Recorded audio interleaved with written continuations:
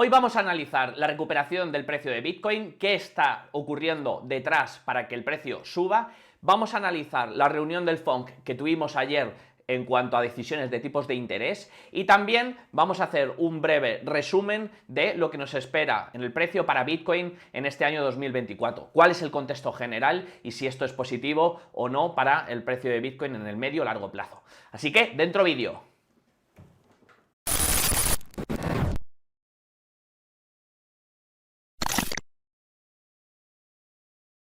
Llevamos viendo una recuperación en el precio de Bitcoin en los últimos días, sobre todo a partir del día 22. ¿Qué es lo que está pasando exactamente? Bueno, entre otras cosas, a mí me gustaría siempre hacer este tipo de análisis más enfocados al medio-largo plazo, que es donde vamos a ir luego más tarde, pero sí que es cierto que también en el corto plazo y en los periodos cortos de tiempo, que sí que es verdad que están como más influenciados por esa especulación y se genera mucho ruido en cuanto al precio y una mínima noticia puede tener un impacto tanto al alza como a la baja, y de cara a un inversor a medio largo plazo me parece ridículo estar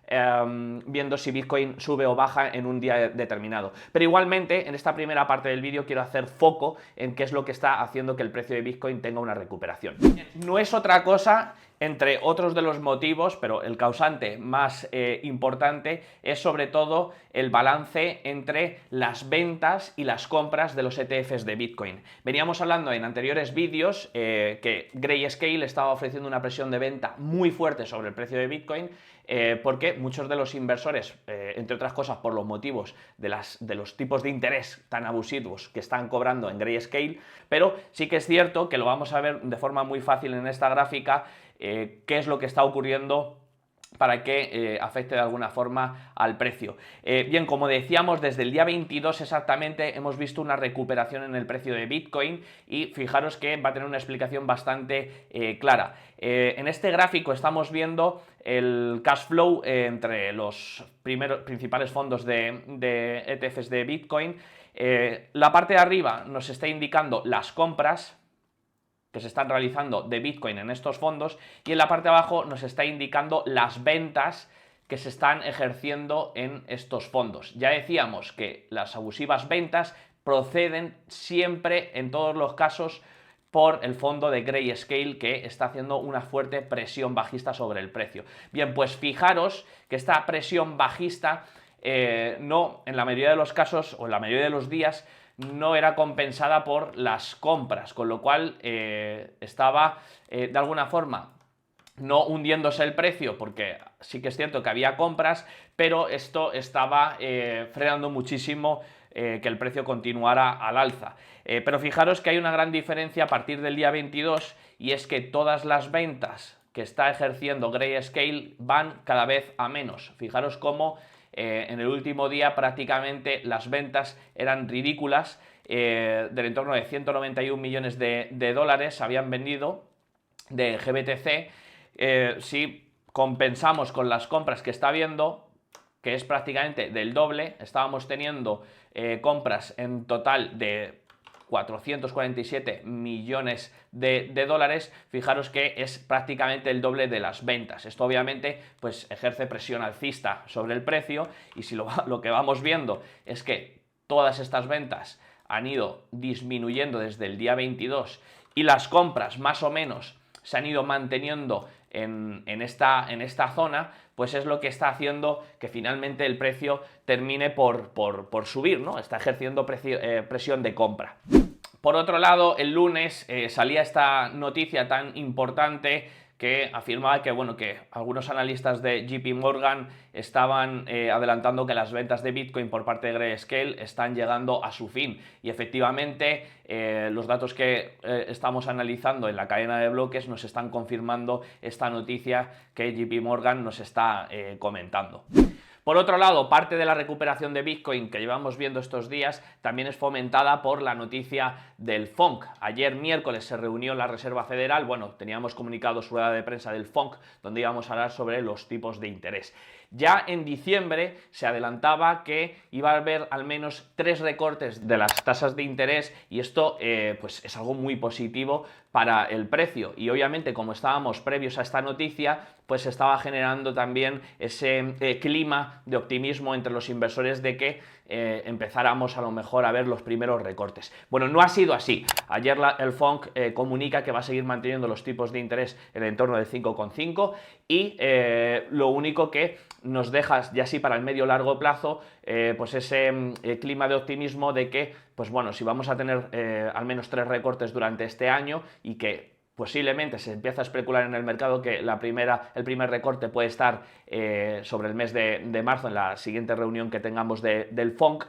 pues esto obviamente se crea ese clima que os digo de optimismo porque al reducir las tasas de interés obviamente se reactiva el crédito bancario y a su vez eso pues quiere decir que hay más liquidez pues de cara no solamente a nivel institucional o a nivel fondos, sino también pues al ciudadano o al pequeño inversor que dispone de más liquidez pues para poder invertir. Ya sabéis, como siempre, ¿no? En cuanto más liquidez hay circulando, pues los mercados son los grandes beneficiados a nivel impacto del precio, ¿no? Bien, vamos a analizar ya de cara al medio largo plazo. Ahí, como inversor a largo plazo de Bitcoin, me interesa saber qué eventos tengo en este año o incluso en los posteriores para poder de alguna forma tomar decisiones en cuanto a mis inversiones y ver un poco hasta dónde puede llegar Bitcoin, porque como digo, la primera parte del análisis está muy bien para saber qué está pasando hoy con Bitcoin, pero de alguna forma está bastante manipulada por ruido y al final no interesa estar viendo si Bitcoin sube de un día a otro o baja de un día a otro, ¿no? A mí me interesa saber más qué hace a medio largo plazo porque soy un inversor que va de cara a los próximos años. Bien, lo primero, tenemos una zona de liquidez donde he comentado en vídeos anteriores muy interesante que se concentra entre la parte de los 33.000 y los 35.000 dólares. Estáis viendo en estas imágenes toda la parte de rojo y amarillo son inversores que están esperando ahí el precio. Ya hemos comentado anteriormente que eso es una zona donde el precio grandes instituciones le metió mucho volumen para poder romper esa zona, era una zona de resistencia anteriormente y ese volumen que se genera en esa zona nos ha dejado pues muchos inversores esperando en esos puntos de nivel para recomprar más. Obviamente si el precio llegara ahí, estos inversores que están esperando con órdenes órdenes limitadas para comprar más, van a sujetar al precio para que no caiga más de esa zona. Insisto, esto es un análisis técnico enfocado más en el volumen y en la parte de liquidez, pero obviamente hay muchos más factores que influyen sobre el precio. Obvio, yo lo tengo en cuenta para hacer mis recompras y continuar acumulando y es una información que bajo mi punto de vista es muy importante, pero no quiere decir 100% que el precio vaya a llegar hasta ahí o que no supere esa zona, ¿vale? Obviamente, como digo, influyen muchos más factores. Y esto me lleva a ir al siguiente evento que tenemos por delante en Bitcoin y que también va a afectar al medio largo plazo, junto con una serie de cosas. La primera es que estamos en año de elecciones y como cada año de elecciones, no solamente en Estados Unidos, sino en cualquier parte del mundo, siempre se aumenta la liquidez. ¿Por qué? Porque al final los que están en el poder, el gobierno que está en el poder, lo que quiere es convencer a sus votantes de que tiene que seguir en ello y para eso tiene que tener las menos restricciones posibles y tiene que generar ese clima de que el país va bien, etcétera, etcétera. Entonces ponen la maquinita para imprimir dinero y se pone en circulación mucho más billetes, ¿vale? Esto lo hace el gobierno como medida estratégica para tener votantes de cara a las elecciones. Así que los años de elecciones, para ir resumiendo, suelen ser años en los que aumenta la liquidez y ya hemos dicho antes en el vídeo que los aumentos de liquidez en circulación afectan de forma positiva a los mercados y esto obviamente va a afectar a Bitcoin, que todos los años que hemos tenido elecciones ha afectado de forma positiva a su precio. Luego, hemos comentado las zonas de liquidez donde esperar al precio y donde hay muchos inversores esperando para hacer compra, ¿vale? Esto es una parte que también va a influir porque son zonas donde se va a sujetar al precio de alguna manera o de otra. Y la tercera parte que me gustaría ver con vosotros es la llegada del halving. También lo hemos comentado alguna vez en el canal, pero quiero ahondar un poquito más en detalles de cómo poder plantear esto y cómo ha sucedido, por lo menos en los anteriores halving, cómo se ha dado en las anteriores ocasiones. Fijaros que tengo aquí un gráfico de cómo se ha afectado los anteriores halving. Las líneas que veis aquí son el primer halving que sucedió en el 2012, este es el segundo halving que sucedió en el 2016, aquí tenemos el tercer halving que sucedió en mayo de 2020 y este es el próximo halving que estamos a punto de llegar, que va a ser a mediados de abril aproximadamente. Fijaros que los mejores puntos de compra de Bitcoin de cara al futuro han sido siempre los 2 años anteriores, 24 meses anteriores a la llegada del halving. Es el mejor punto para acumular porque lo que nosotros llamamos el cripto invierno o zona donde vemos en caída libre el precio, al final es donde nos ha dejado los mejores puntos. Y si pudiéramos decir, pues de cara también a cómo se ha comportado el precio en anteriores halving, os acabo de señalar los últimos 2 años antes de que llegue el halving, podríamos decir que la siguiente zona más interesante para comprar podrían ser los siguientes 6 meses después de que llega el halving, porque si os dais cuenta, hasta que el halving tiene un impacto directo sobre el precio, hay unos meses ahí que el precio va escalando, pero sigue estando dentro de una zona antes de superar su máximo histórico, ¿vale? Que podríamos decir que en este caso, o en el de el último bull run, fue en torno a los 69K, ¿vale? Así que fijaros, tenemos una zona de cara a los próximos meses, yo diría que hasta finales de 2024, donde el precio se debería de mantener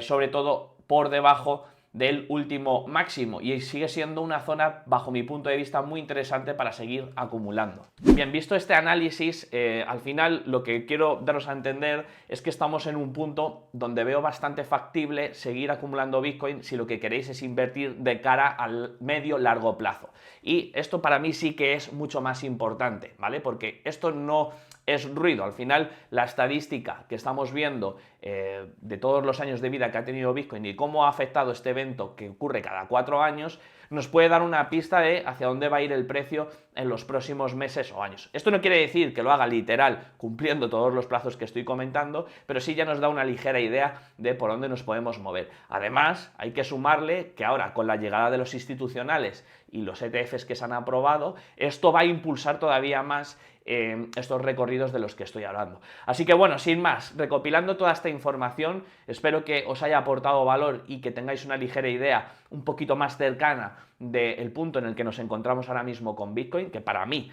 ya lo he dicho en muchísimas ocasiones, estamos en un momento emocionante en cuanto a